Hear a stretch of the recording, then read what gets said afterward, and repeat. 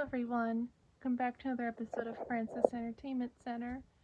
The next stories today, we're almost there, are The Algae's Always Greener and SpongeGuard on Duty. Enjoy the video.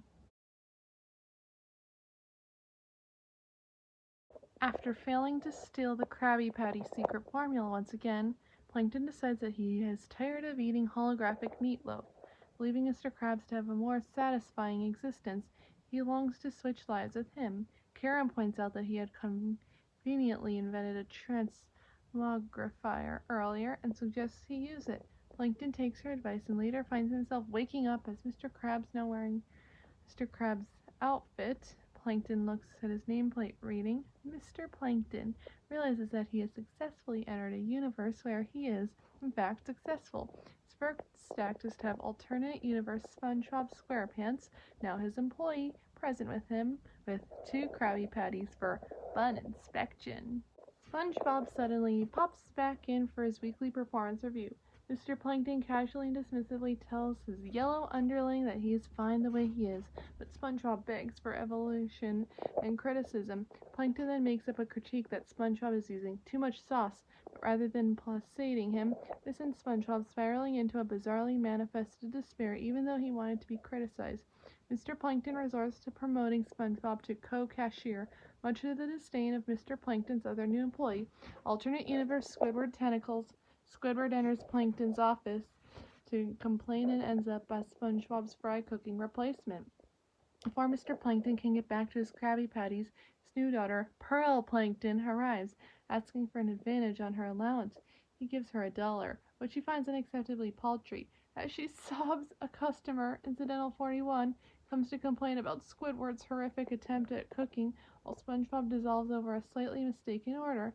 Mr. Plankton begs for all the complaining to stop, which does in the face of a siren going off.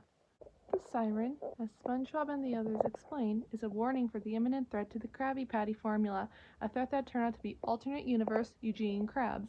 Having life circumstances closer to those Plankton used to have at the beginning, he is now simply known as Krabs, out to steal the formula, and much like Plankton, used to be completely naked.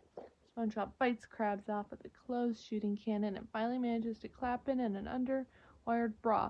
Krabs relinquishes his still-in patty to a baffled Mr. Plankton as everyone at the Krusty Krabs gives a shrill victory screech.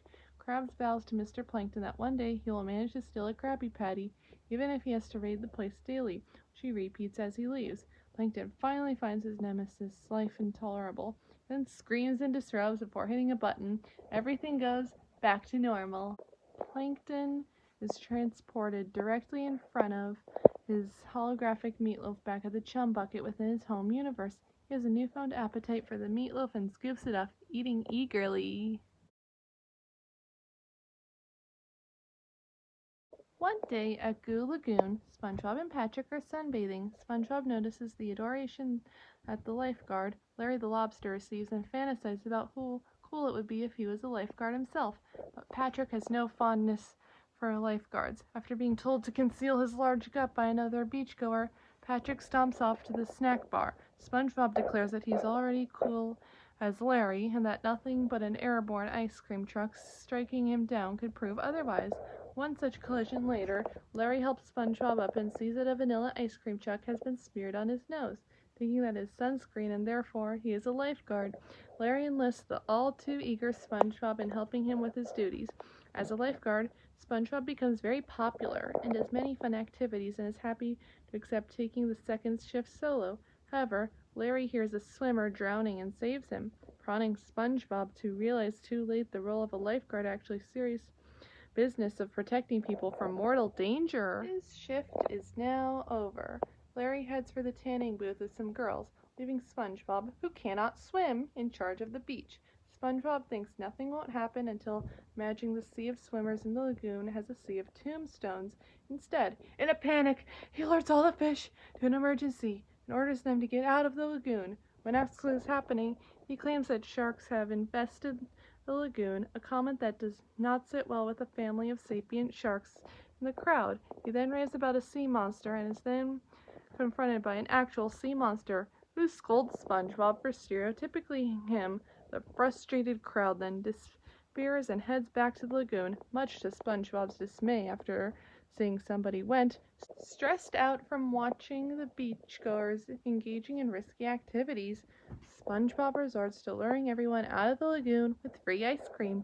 Once everyone has something to eat, SpongeBob points out that they must now wait 1 hour to re-enter the lagoon, then binds them with the police tape to enforce the rule. Patrick, who had been in the restroom, runs out in search of ice cream when SpongeBob gloats about how his trick makes him superior to Larry. Misreading the police tape as a sign for ice cream, he breaks through it to go in the lagoon, where he gets butt cramps and starts drowning in the ankle-deep water. The crowd tries to alert SpongeBob to this real emergency, but he initially refuses to believe them. However, he eventually sees Patrick and springs into action, desperate to find a way to save him without having to swim. First he tries tossing a lifesaver, which does not go very far to reach. Then he grabs a straw to simply just drink all the water in the lagoon so he will not drown, but actually drinks up Patrick too, which the starfish gets trapped inside SpongeBob, has to split him in the lagoon back out.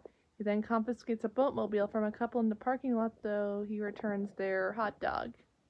SpongeBob rows the boat out to the lagoon in a rescue attempt, but the frantic Patrick tears it apart in a panic while flailing his arms. Upon realizing his actions, he and SpongeBob both start drowning, with Patrick actively harming SpongeBob, up to stay afloat. The beachgoers leave the Charlatan lifeguard and his friend to their fate. After they say their goodbyes, Larry arrives to unenthusiastically pull them up from the ankle-deep water.